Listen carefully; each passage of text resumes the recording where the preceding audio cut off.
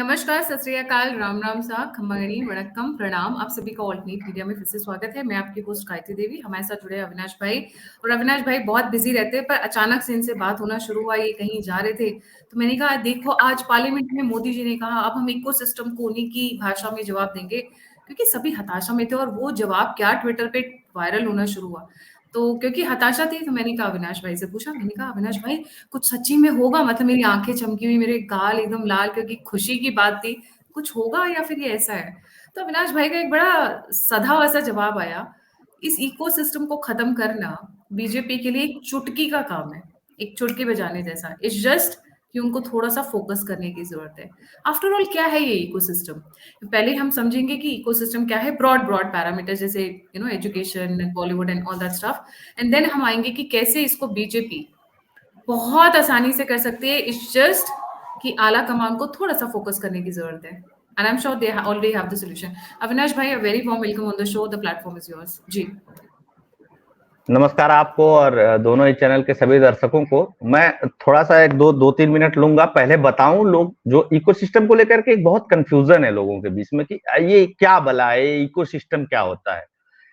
देखिए, इकोसिस्टम का मतलब होता है, इकोसिस्टम शब्द कहां से आया? जैसे एक पारिस्थितिकी तंत्र होता है ना, जैसे घोड़ा, घास, शेर, बकरी, वायुमंडल पूरा एक बनता है ना, वहीं से निकल करके आया है इकोसिस्टम जैसा चीज।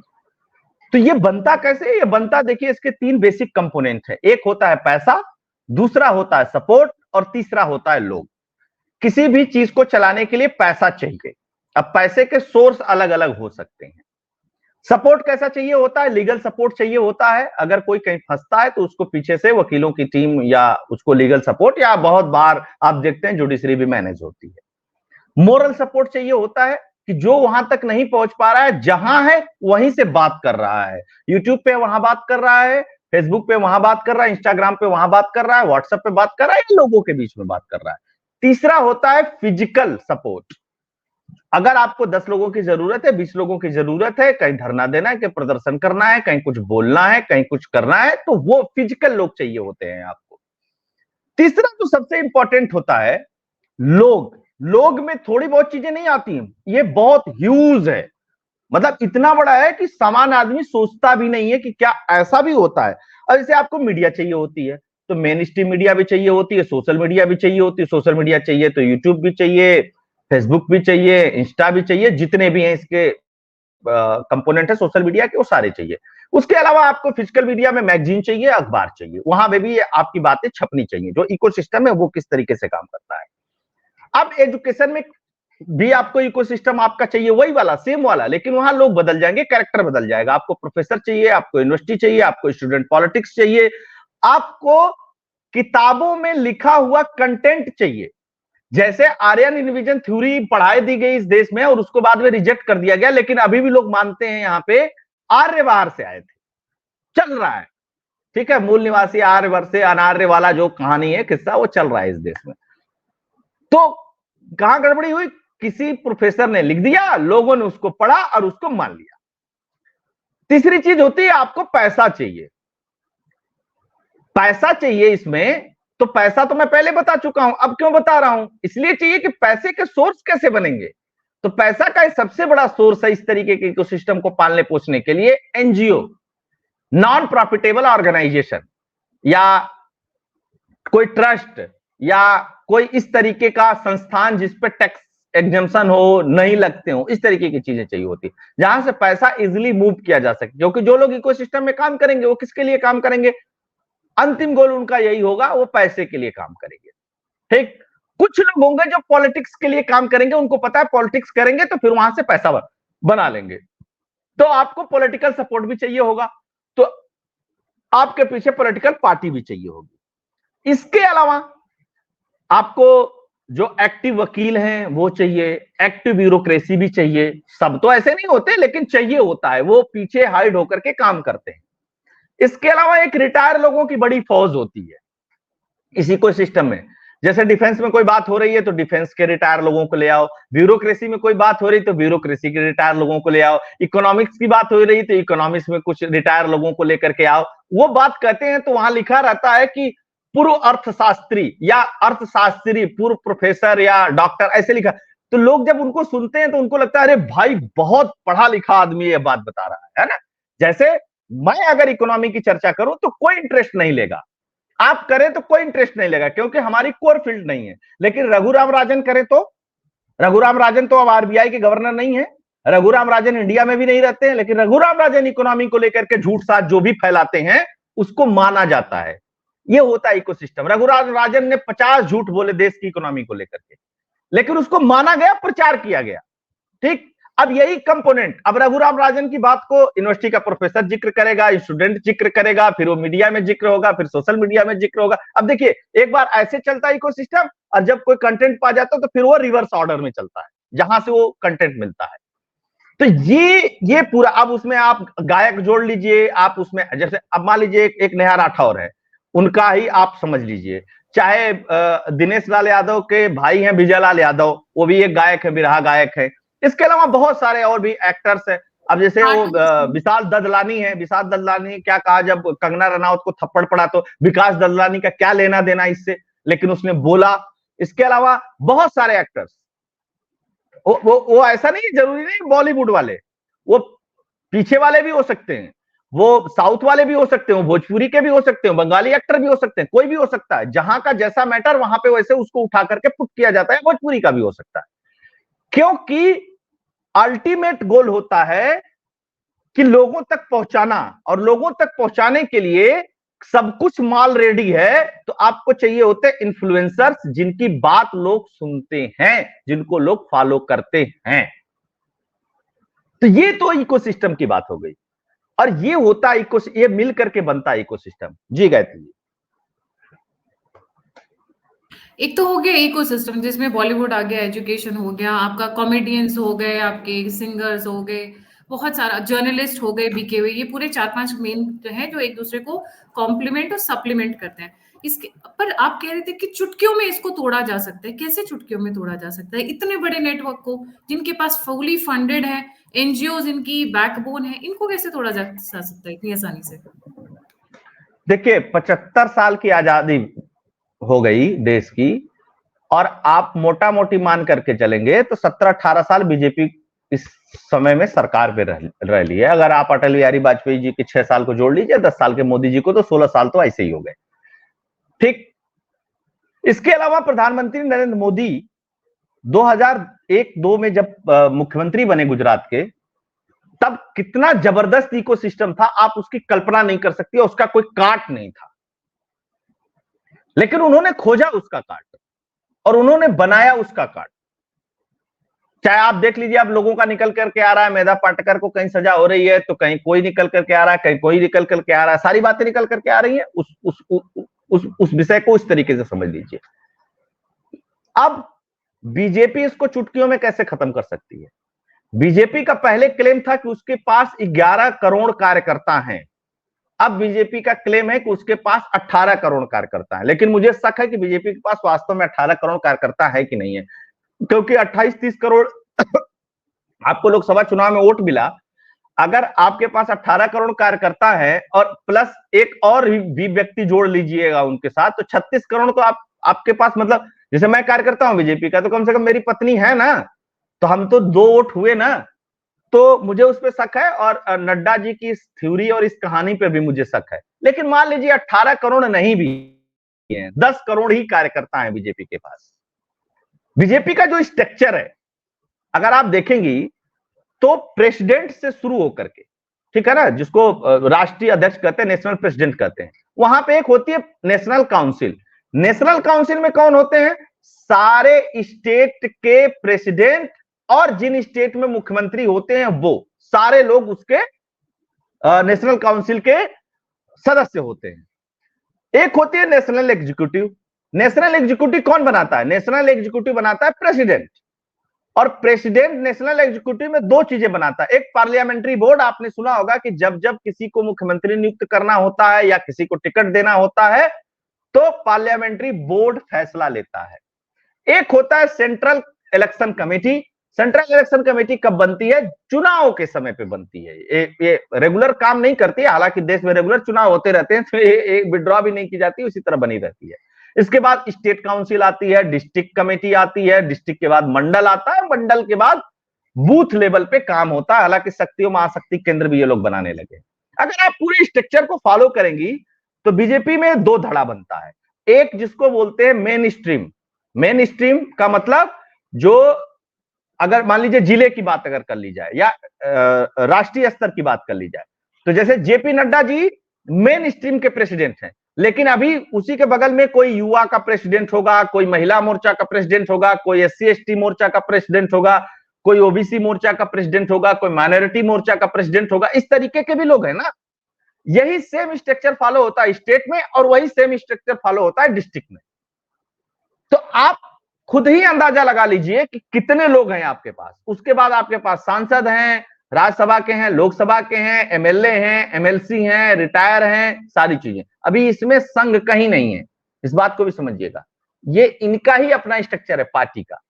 इसके अलावा कार्यकर्ता हैं आपके पास 10 करोड़। 10 करोड़ कार्यकर्ताओं तक अपनी बात पहुंचाने के लिए आपके पास क्या मैकेनिज्म है जो डायरेक्ट पहुंचे? वो किसी फेसबुक ट्विटर से नहीं पहुंचे, वो किसी यूट्यूब से नहीं पहुंचे, डायरेक्ट पहुंचे। दूसरी बात, मैं अभी इसी चुनाव की बात कर रहा हूं। इस चुनाव में ध्रुव राठी के वीडियो गांव गांव में विपक्ष दिखा रहा था, ठीक, लेकिन आपका जो बूथ लेवल का कार्यकर्ता था उसकी काट के लिए उसके पास कुछ था ही नहीं। क्योंकि हो सकता है कि नड्डा जी बहुत बुद्धिमान हो सकता है मोदी जी बहुत बुद्धिमान हो सकता है दिल्ली में बैठे हुए भाजपा के लोगों का बौद्धिक स्तर बहुत अच्छा हो, बहुत सब कुछ जानते हो, लेकिन आप ये एक्सपेक्ट नहीं कर सकते कि आपका बूथ लेवल का जो कार्यकर्ता है उसको झूठ और सही सब कुछ पता ही हो।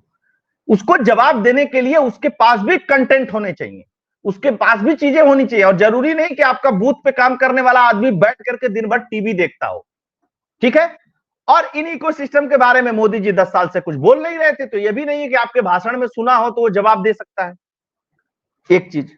दूसरी सबसे महत्वपूर्ण चीज कि आप किसी भी चीज को उठा लीजिए, कोई भी प्लेटफॉर्म उठा लीजिए। आप जैसे मैं लॉयरों की बात कर लें, आपके पास जेटली जी नहीं है, कोई बात नहीं, आपके खेमे के हरीश साल्वे हैं, आपके, मैं सॉलिसिटर वगैरह की बात नहीं कर रहा हूं, तो लोग तो सरकारी लोग हैं। आपके अलावा महेश जेठमलानी है आपके पास रविशंकर प्रसाद है, इसके अलावा सैकड़ों वकील हैं। आप एक सुर में क्यों नहीं बात कर सकते? जो राम जेठमलानी बोल रहे हैं वही रविशंकर जी बोल रहे हैं, वही और भी आपके वकील बोल रहे हैं, क्यों नहीं बोल सकते? ठीक। मीडिया है, मीडिया में अगर ध्रुव राठी को 2 करोड़ लोग फॉलो करते हैं तो आपके पास 10 करोड़ कार्यकर्ता हैं। आप कितने ऐसे लोगों को प्रमोट किए या अपने इकोसिस्टम का पार्ट बनाए जिनके फॉलोअरों की संख्या 20 लाख हो?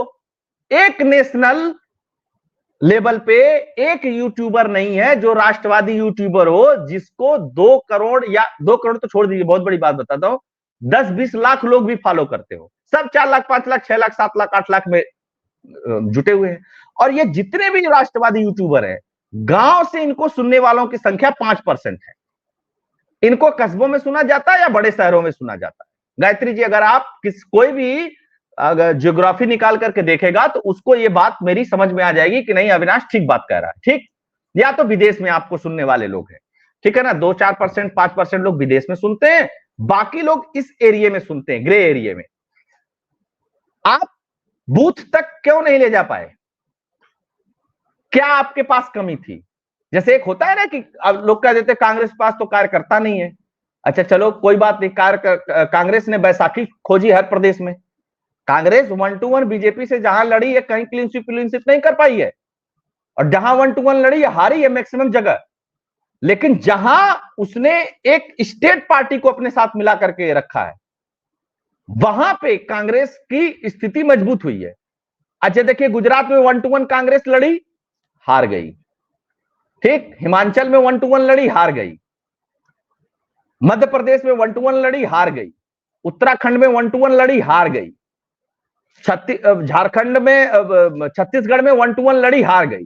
झारखंड में लड़ी, हेमंत सोरेन के साथ, जीत गई। उत्तर प्रदेश में लड़ी इनके साथ, अखिलेश यादव के साथ, जीती। वहां पे शरद पवार के साथ लड़ी, उद्धव ठाकरे के साथ लड़ी, जीती। इसके अलावा और भी बहुत सारी जगह, अगर आप पंजाब को एक निकाल दें और एक केरला को निकाल दें तो लबोलुआ पूरे देश में यही स्थिति थी। अच्छा, वो दूसरे के कार्यकर्ताओं के भरोसे अपनी बात को नीचे तक पहुंचा ले जा रहे हैं। आपने देखा होगा ना, ध्रुव राठी के वीडियो स्क्रीन पे चल रहे थे बंगाल के चुनाव के समय पे। आपके पास कोई ऐसा व्यक्ति नहीं था जो उसके काट की वीडियो बनाए और आपका कार्यकर्ता भी वहां स्क्रीन लगा करके दिखाए। भाई किस बात के लिए 18 करोड़ कार्यकर्ता है आपके? मैं तो 18 करोड़ नहीं मान रहा, 10 ही करोड़ मान रहा हूं। आप अपने 10 करोड़ कार्यकर्ताओं तक फर्जी चीजों को पहुंचाने के लिए डायरेक्ट माध्यम क्या है जिसमें कोई बीच में इंटरप्ट ना हो? ये ना व्हाट्सएप ग्रुप बनाए हो, व्हाट्सएप पे 5000 मैसेज आ रहे हैं, आपका कार्यकर्ता देख ही नहीं रहा है, वो वाली कहानी मत बताइए। दिन भर मैसेज आ रहा है, इसका पोस्टर आ रहा है, उसका पोस्टर आ रहा है, वो नहीं, डायरेक्ट कनेक्ट कहां है? और फीडबैक मैकेनिज्म आपके पास डायरेक्ट क्यों नहीं है कि आपके बूथ का कार्यकर्ता, आपके बूथ में प्रॉब्लम है, डायरेक्ट ऐप के माध्यम से वहां तक पहुंचाए? क्यों नहीं है आपके पास? आपके पास नहीं है तो आप इस पे सोचिए, क्योंकि मोदी जी आपका ही सपना है डिजिटल इंडिया। आपने ही डिजिटल इंडिया किया तो अपनी पार्टी को भी डिजिटल करिए, ये मेरा कहना है। अब आप बताइए, इतने कार्यकर्ताओं के भरोसे, इतने लोगों के भरोसे, इतनी चीजों के भरोसे आप क्या, अच्छा आप सेना के लोग नहीं है आपके पास? मेजर जीडी बख्शी से लेकर के दुनिया भर के लोग हैं जो आपके लिए बात करते हैं, करते हैं कि नहीं करते हैं? आप कभी उनका समागम, कभी सभा सम्मेलन, कभी उनको बुला करके सम्मानित करना, कभी कुछ किया आपने? नहीं किया आपने। ये आपकी प्रॉब्लम है, आपको करना चाहिए। स्टूडेंट पॉलिटिक्स में अखिल भारतीय विद्यार्थी परिषद आपके पास ऑलरेडी है, आप उसको एक्टिव करिए। आप अखिल भारतीय विद्यार्थी परिषद के अध्यक्षों से आपकी टॉप लीडरशिप कितने बार मिली बताइए? आपके पास बजरंग दल जैसे संस्था हैं जो आरएसएस के बैकग्राउंड से आते हैं, आपके पास आरएसएस जैसा बौद्धिक है, आप कनेक्ट क्यों नहीं कर पाए आपस में?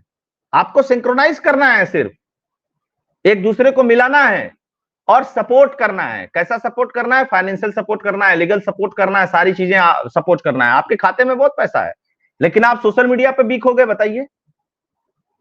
आप यूट्यूब पे लगभग गायब है बीजेपी, जबकि मोदी जी के अपने यूट्यूब फॉलोअर जो हैं वो ध्रुव राठी के बराबर है, लेकिन आपका तो उसमें रोड शो चलता है, आपका तो सिर्फ उसमें भाषण चलता है। भाई मोदी जी का जो यूट्यूब चैनल है वो 22-23 मिलियन लोग फॉलो करते हैं ना उसको। आप संदेश क्यों नहीं दे देते उसके माध्यम से? कोई अफवाह चल रही तो उसी के माध्यम से संदेश नहीं दे रहे हैं तो आप बनाइए उनको। आप देख लीजिए, जितने भी कांग्रेस का इकोसिस्टम है, कांग्रेस के लोग हैं, हमेशा कहते हैं ना भैया सरकार किसी की, वो सिस्टम हमारा है। तो कैसा सिस्टम है, किस तरीके का सिस्टम है, वो क्या है? ये तो 10 साल में आपको इस बात को तो एनालाइज करना चाहिए था और उसी के पैरेलल अपनी चीजों को डेवलप करना चाहिए। अब एक चीज मैं आपको बताता हूं, जितने राष्ट्रवादी सनातनी लोग हैं वो छूटते गए, मोदी जी जेल में नहीं डाले। गायत्री जी, सबको जेल में नहीं डाल सकते आप ब्यूरोक्रेसी को जेल में डाल देंगे जो रिटायर हैं, सारे प्रोफेसरों को जेल में डाल देंगे, सारे मीडिया के लोग हैं जो यूट्यूब पे काम कर रहे हैं, चाहे फेसबुक पे, चाहे किसी भी उस पे काम कर रहे हैं, सबको जेल में डाल देंगे, सारा एनजीओ जेल में डाल देंगे। नाम ही लेकर के बता देता हूं, क्या रवीश से लेकर के अंजुम तक जितने लोग हैं सबको आप जेल में डाल देंगे? यह पॉसिबल है? आप नेहा राठौर को भी जेल में डाल देंगे, आप शाहरुख खान को भी जेल में डाल देंगे, आप उद्धव ठाकरे के बेटे को भी जेल में डाल देंगे, आप पालघर के लोगों को भी जेल में डाल देंगे, आप डीएमके के सारे नेताओं को भी जेल में डाल देंगे, आप ममता बनर्जी को भी जेल में डाल देंगे, आप सरकार भी बर्खास्त कर देंगे। मतलब क्या कर देंगे आप? मतलब देखिए, गुस्से में तैस में कहना बहुत अच्छा लगता है, बहुत बढ़िया लगेगा इसको कहना, लेकिन क्या यह पॉसिबल है कि आप कई लाख लोगों को उठा करके जेल में डाल दीजिए? इंदिरा गांधी ने 75 में यही तो किया था, इमरजेंसी जो लगी थी उसमें क्या किया था? गायक से लेकर के, बॉलीवुड से लेकर के, लोकल से लेकर के, विपक्ष के सारे नेताओं से लेकर के सबको जेल में उठा करके डाल दिया था। लेकिन 21 महीने बाद रिस्टोर हुआ ना वो व्यवस्था फिर से, तो जेल में डालना ऑप्शन नहीं है। आपके पास लोग हैं, आप उनसे बड़ा कर दीजिए उनको, बात खत्म हो जाएगी। हो जाएगी कि नहीं बात खत्म हो जाएगी? ग्राउंड तक एक्टिव कर दीजिए, जो आपके 1100 करोड़ की जो बात कर रहे हैं मेंबरशिप की, आप उन्हें 11 एक्टिव कर करोड़ दीजिए। नहीं, नड्डा जी का क्लेम है, नड्डा जी का क्लेम है 18 करोड़। 18 करोड़, 18 11 करोड़ करोड़ तो छोटी पहले रकम नहीं। थे। देखिए, एक आपको भेजा हूंगा मैं स्क्रीनशॉट एक मीडिया का, जी 11 जी करोड़ जी, पहले थे। मैं वो भी इनफैक्ट अब आपने जब देखिए, नंबर लगा रही हूँ जी। अब वो कहते हैं हमारे पास 18 करोड़ है।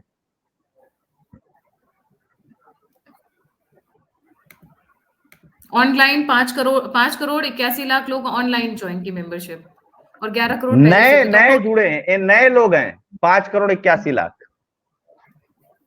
11 करोड़ तो ऑलरेडी है, पहले से ही है।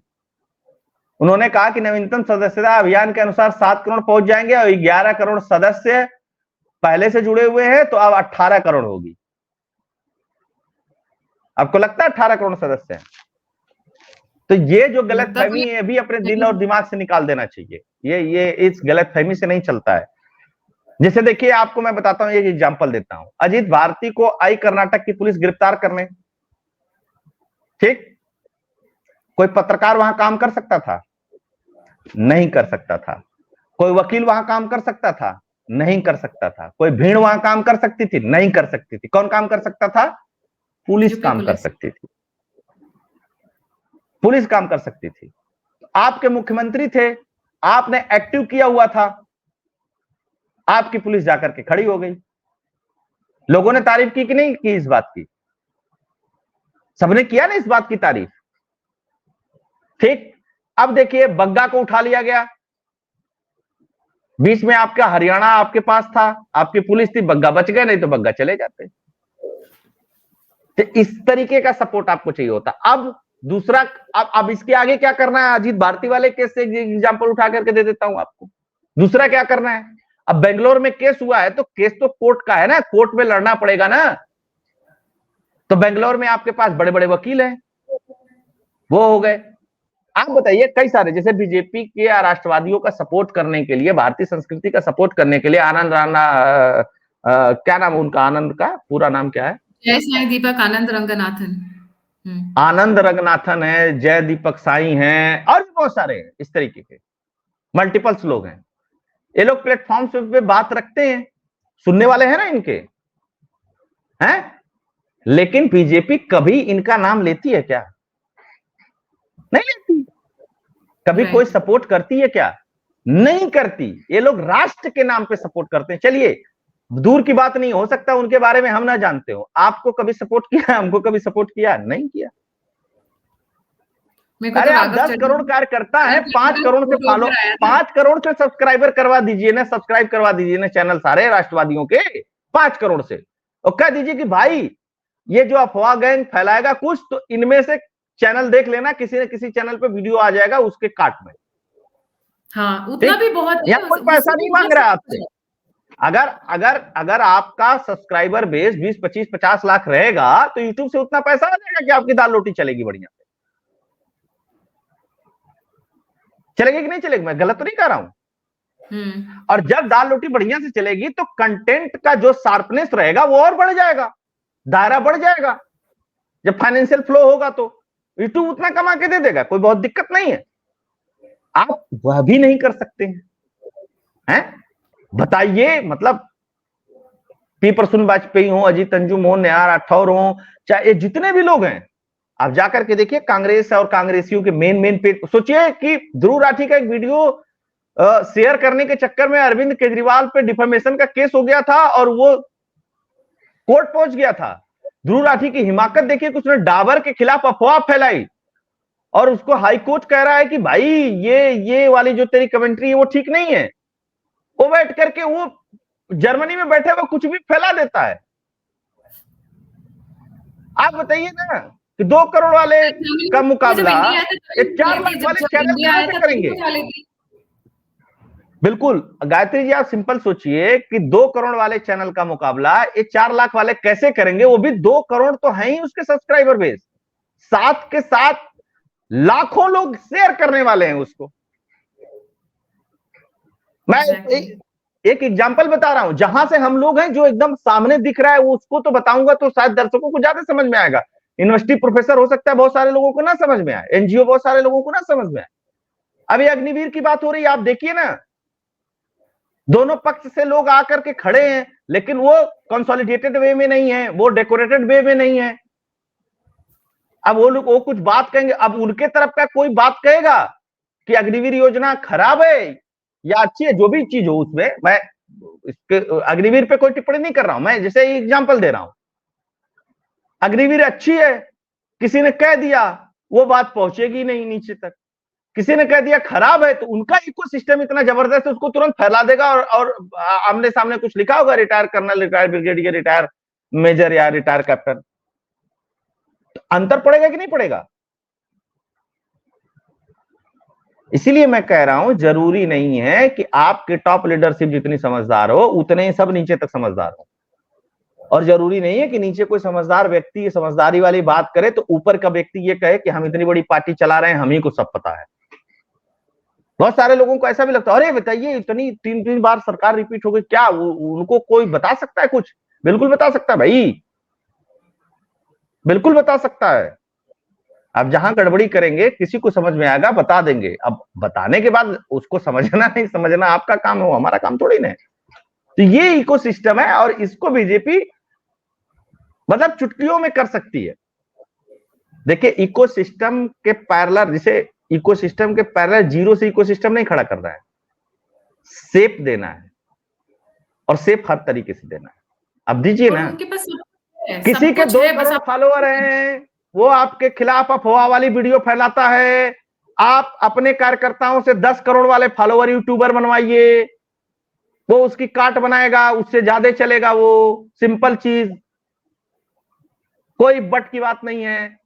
आपने एक वीडियो फेक बनाया, उसको 1 लाख लोगों ने देखा, मैं उसका काट बना देता हूं, उसको 2 लाख लोगों ने देखा, आपकी बात खत्म हो गई। बनाते रहिए। बिल्कुल गलत कह रहा हूं? जी, हजारों कार्यकर्ता नहीं, करोड़ों कार्यकर्ता, पूरा सिस्टम और सब कुछ अवेलेबल होने के बावजूद भी अगर बीजेपी इस इकोसिस्टम को तोड़ नहीं पाती है, तो फिर आई थिंक अगली बार इनका सत्ता में आना मुश्किल है। मुश्किल नहीं, नामुमकिन हो जाएगा, क्योंकि जिस तरीके से इस वक्त लेफ्ट इकोसिस्टम इनके हर काट का तोड़ लेकर आया हुआ है, इनकी हर स्कीम का तोड़ लेकर आया हुआ है, चाहे फेक हो, चाहे सही हो, चाहे जो भी हो, बट इनको पछाड़ धोबी पछाड़ पीट रहे हैं नैरेटिव वॉर में। और जब नैरेटिव वॉर जब ग्राउंड तक जाता है, किसी को सच और झूठ पता नहीं होता है, वो नैरेटिव जो लोगों को पहले इंफॉर्मेशन पहुंचती है, ज्यादातर उसी पे वो विश्वास करते हैं। तो उनको तोड़ना बहुत जरूरी है। Leave it to BJP, that is their point of, that is their job, हमारा काम नहीं है।